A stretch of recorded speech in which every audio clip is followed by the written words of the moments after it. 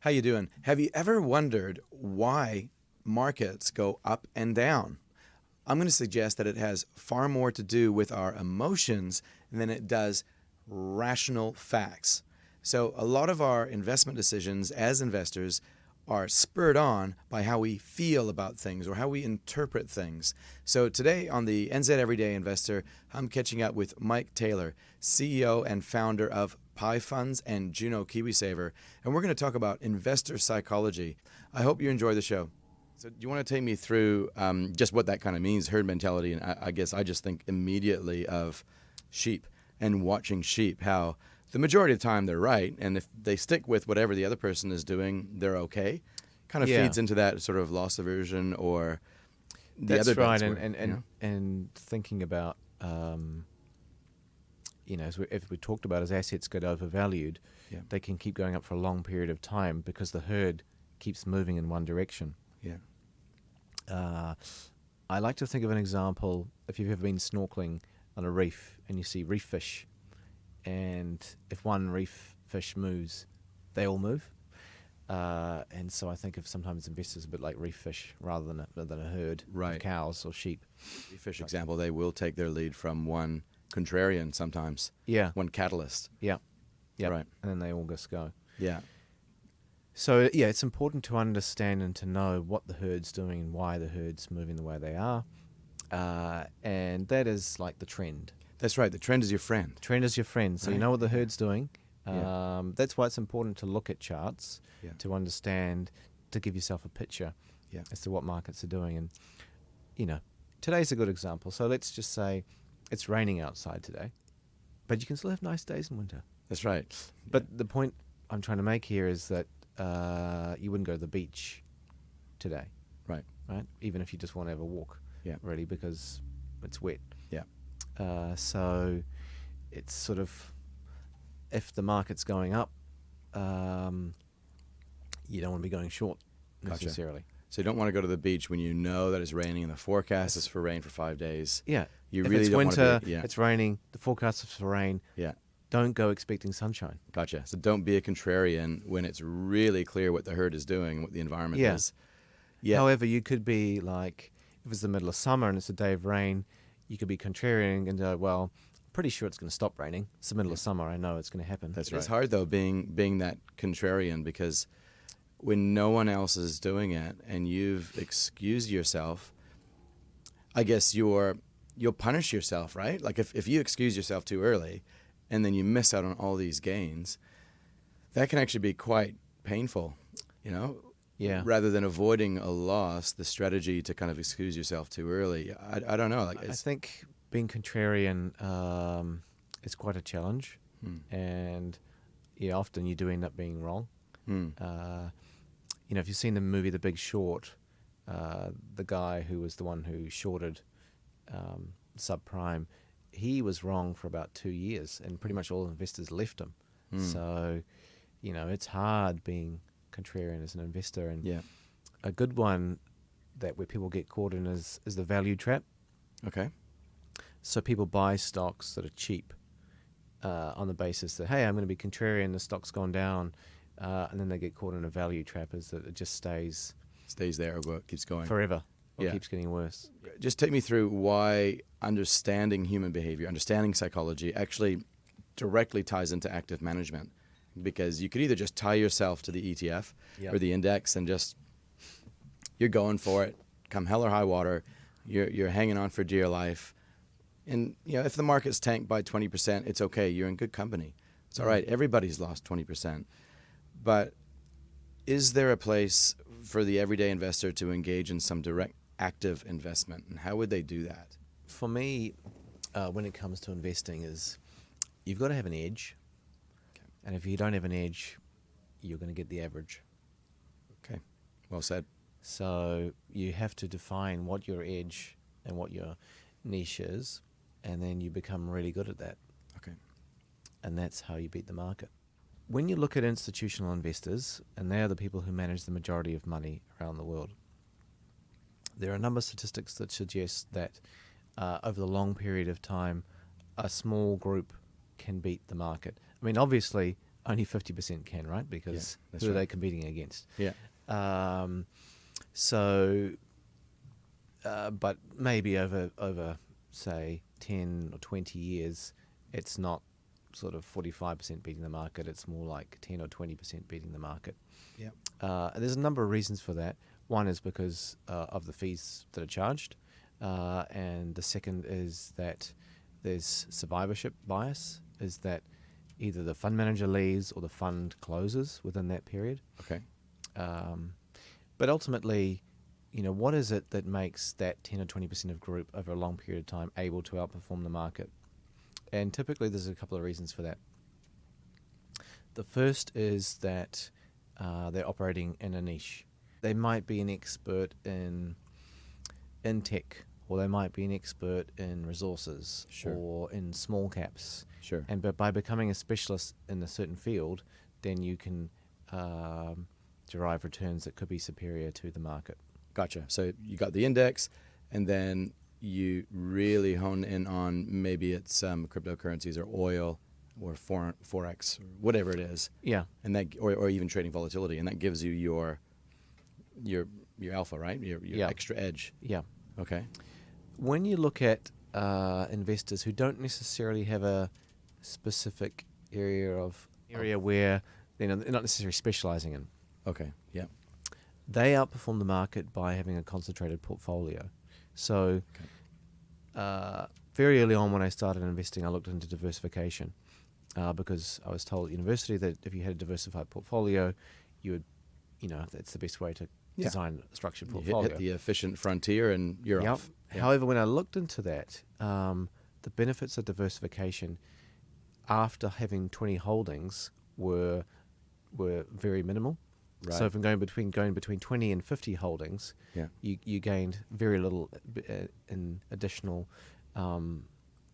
reducing the volatility of the fund Yeah. by having more and more stocks. Gotcha. However, you could significantly improve your ability to outperform by having 20 stocks as opposed to 50. Because the 50 or 100, it's harder to outperform an index because your 50th idea is as good as your 5th idea. Probably not. Yeah. So if you look at some of the world's greatest investors, then you look at Warren Buffett, he has a concentrated portfolio. Right. Okay. And that's, he's got a style. Yeah. But by and large, it's his concentrated portfolio which has allowed him to perform at the level that he has. Okay, so we're talking about the number of stocks that you might invest in. There's probably a certain sort of sweet spot because because then you really are adding value, right? You really are applying yourself to that properly. Yeah. Okay. So if you're the type of investor who has 100 stocks in your portfolio, or you invest in a mutual fund or a Kiwisaver fund that's got that many stocks,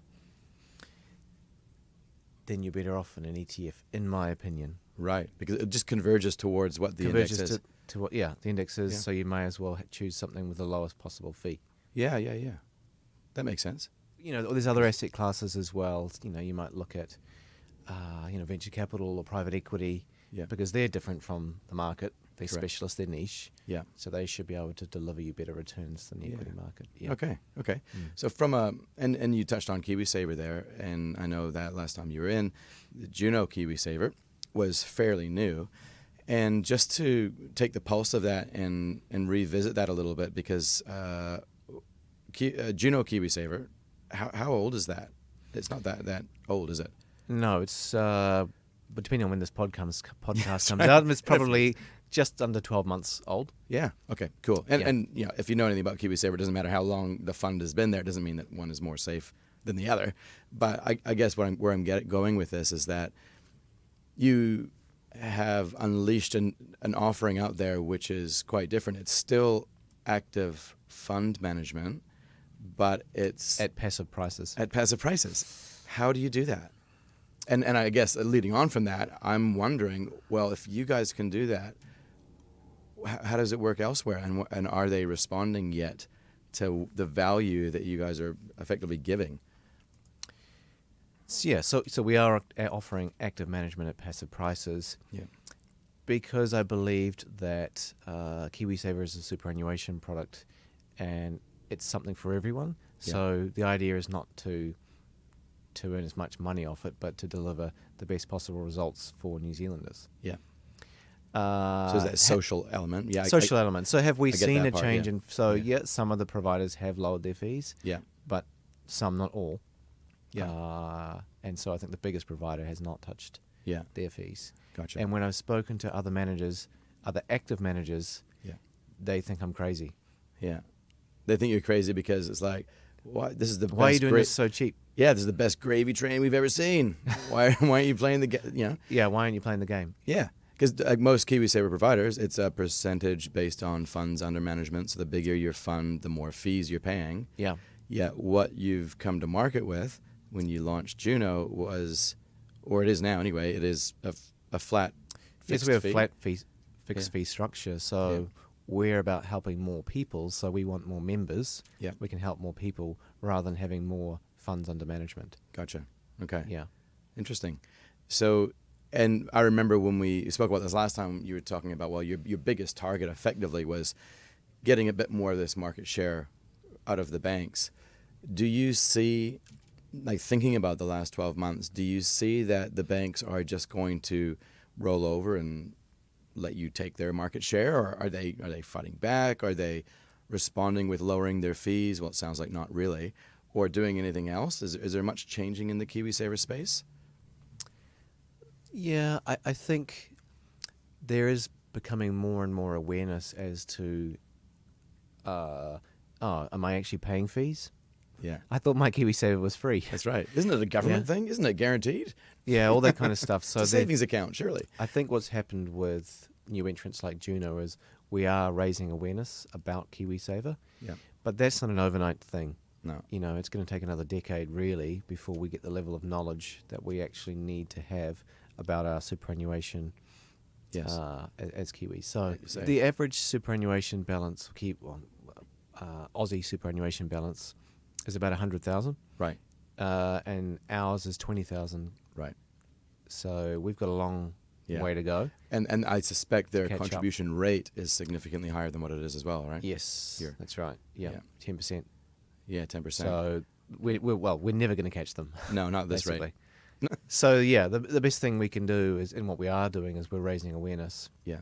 and hopefully over time, we will believe that people will recognise that they're better off in a low fee provider. Okay, cool. So again, going back to active and passive, because this Yep. is something that my Kiwisaver fund that I'm invested in, it is an active fund.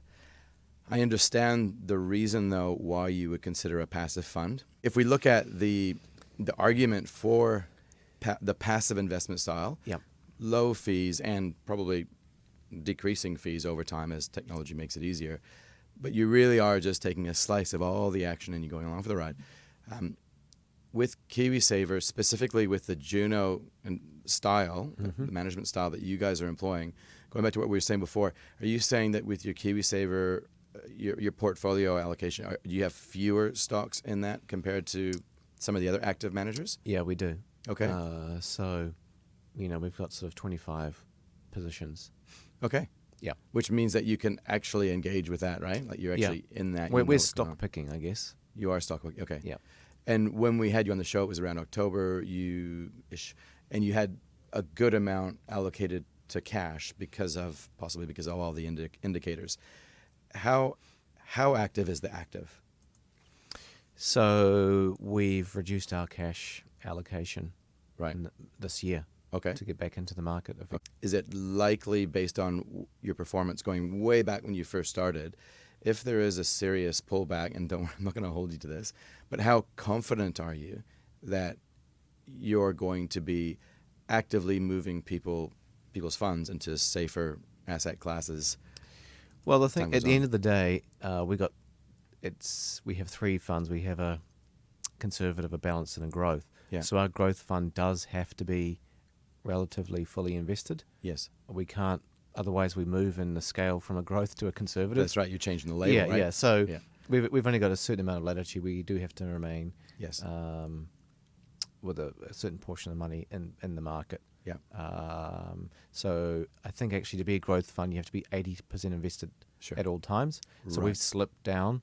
We've actually technically in a short term become a balanced fund. Right. Okay. Cool. But yeah, so longer term we have to remain close to that 80% Yeah, mark. I wanted just to ask you a question about alpha around, number one, what is alpha? If you can define that, what that means, and then number two, what's the biggest misconception of what alpha is as it relates to Kiwisaver?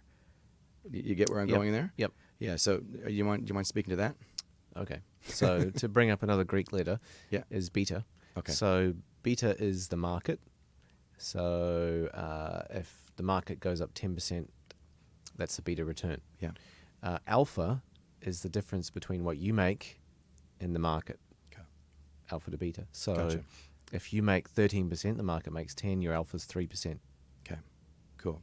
So if my Kiwisaver provider has performed amazingly well, but the market has actually done amazingly well, then really its alpha might still actually be zero. Or negative. Or negative, that's right. Yeah. Yeah. So what about risk then? So maybe there's another Greek letter for this. How do we determine whether or not the fund's performance is attributable to just them taking more risk versus good investment decisions? So in order to work that out, you would need to know the standard deviation of the market, Okay. and then you'd need to test the standard deviation of the fund. Okay. Okay, and so if the fund has, and standard deviation is measuring the volatility. Yes. So, Which is the distance from the mean, right? Yeah. Okay. So the more the volatility of the fund, the higher the risk, or the more risk they're taking to generate their returns. Yes. What you really want to see is a return. If you're making 15%, Yeah. you want your volatility to be lower than that. Gotcha. Yeah. So that the return is, because what I'm That's trying to not the case for most, but for a good fund manager, the volatility is lower than their return. So typically, if a market's made 15%, its volatility will be 15%. Yeah. If a fund manager is good, Yeah. and they've made 15, their volatility might be 12. Gotcha. So in that situation, their role is really to reduce risk and give you the same level of return. Yeah. Yeah. Okay. And in your opinion, do we see that a lot with fund managers, whether it's Kiwisaver or otherwise? Typically, I see volatility's higher. Yeah. Yeah. Juno, like I say, you guys have only been going for about 12 months. Performance. Let's talk about maybe oil and water, right? Who would be the provider out there, if you're comfortable with saying this, who would be the antithesis of what Juno Kiwisaver would be? Well, it's probably either going to be Simplicity, who pitches themselves as a passive portfolio, or possibly one of the banks who operates a passive fund. Yeah. Okay. So yeah, we consider ourselves obviously at the other extreme in terms of an active, Yes. And we've beaten those competitors and our benchmark from the period since we started our fund. Okay. Yeah. Okay. So that's good, and that's not an indictment on the other guys. It's different. It's not like you can say that, right? It's all about return, right? We're not saying that, but I guess if you look at the messages that some of the other providers put out there and the focus of, hey, it's all about passive and reducing your fee and hands off, then, well, yeah, let's actually bring that to account and compare that against something which is not that style, so that you can make a good decision as to whether that's for you or not. But your fees would be higher than the likes of, say, Simplicity, correct? No. Okay. Is that because it's fixed? Yeah, it's fixed. Of course. So at a certain point, it becomes very, very A lot cheaper. Right. Yeah. So it's still low fee, but now you're getting active management for free. Kind of like we said before, right? It's active management for passive prices. Yep. Give me maybe spend 5 minutes just on Pi funds. Tell me what's happening at the moment, just because I asked you the same question last year, I think. How is the business structured? What are you excited about for the next 12 months? So Pi funds, we've grown to be $1 billion of assets. $1 billion worth of assets, yeah. Yep. Which is significant if you know the story is that I started with zero. It was from 17th of December last year, and Mike Taylor, authentic advice on weathering financial storms. I listened to it on the way over this morning, and man, this is a really good podcast, Mike. Have you subscribed to this podcast yet? I have listened to it. Yeah, for sure. Cool. Yeah. So as soon as you subscribe to my podcast, I'll sign up to your Kiwisaver. How does that sound? Yeah, sounds good to me. I'll be subscribing when I leave the room. There we go. We'll have to check then. Okay. So where were we going with that? Okay. So tell me about Pi Funds, where you're at, and so it's $1 million business at the moment in terms of funds under management. Yep. Sorry, $1 billion, big difference. Funds under management, and where you started, that is absolutely phenomenal. So you must be pretty stoked with that for a start. Yeah, for sure. Yeah. And largely, the business has grown based on performance. Okay. Because you've got to have a point of difference, and how do we get our performance? Right earlier on in the podcast, I said you needed to have a niche. That's right. And our niche is investing in small caps. Okay. So that's how we've achieved what we've achieved today. Gotcha. And so now we focus on not only Australasian small caps, but also global small caps as well now. Right. So for the listener, what is a small cap? A small cap, it depends on the market. Okay. But if we just take, Australia and New Zealand, then it's typically a business, under $500 million market capitalization. Okay. Yeah. If you go to the US, it's under $2 billion. Amazing, eh? Yeah. Playing with the big boys now over there, right? Yeah. And the reason why small caps tend to do well is that, every big business started as a small business. And so if you find the next big business when it's a small business, then you can make 10x on your money. Makes total sense. Yeah. And if it's a smaller value to start with, I guess it's at that growth stage, right? Whereas the bigger, more established businesses, apart from, the FANG group or whatever, it's going to peter off at some stage, right? And it won't be as much of a meaningful gain in value, right? Is that the idea? Yeah. And mainly Australasia? Mainly Australasia, but we also have international small cap products as well now. Right. Yep. Okay. And so your business is structured in such a way where you have you do have a wealth team, right? And they are we have financial advisors now. Yeah. So I guess the majority of our clients are now coming in and getting a wealth product, which is a blend of everything that we do. Yeah. To suit their risk profile. Okay. Yeah. And then below that, I don't mean it's lower value, but more of an entry point would be your Juno Kiwisaver. Yep.